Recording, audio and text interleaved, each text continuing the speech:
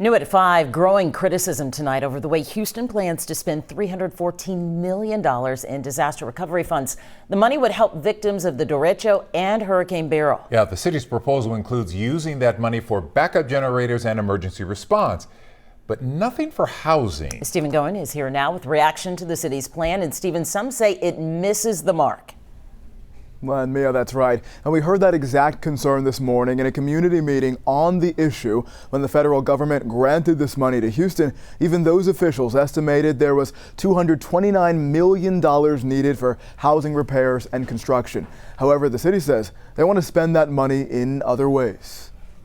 In this online forum, the message from Houston residents was clear when asked how they wanted $314 million to be spent in response to severe weather events last year. We definitely need money for the housing. The answer was housing repairs and reconstruction. Channeling these funds toward housing development is really critical in terms of disaster recovery. Those comments coming after the city introduced its plan for the federal grant money intended to help with recovery and future resiliency efforts. As of now, the city plans to allocate more than $150 million for backup generators at public facilities, $56 million on emergency vehicles, and more than $40 million on homeless services. The city also plans to set aside $32 million on new debris repositories. We cannot overlook the city's own capacity to respond and recover effectively. Today, while Mike Nichols, director of Houston's Housing and Community Development Department,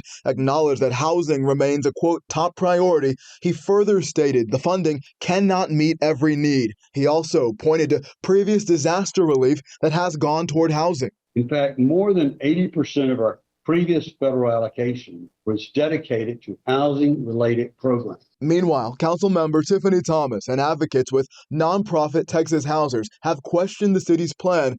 They're fighting for housing relief to be added to help residents in need. In your view, should these allocations be different? Absolutely. Housing is a priority. That's what we've heard throughout every budget cycle. That's what we continue to hear after every disaster. Now, we do still have a ways to go until this plan is finalized in several weeks. There will be 2 more virtual community meetings in the coming days. There's also a survey you can fill out to let the city know how you think this money should be spent. You'll find all of that on our website, khou.com. Len, Mia.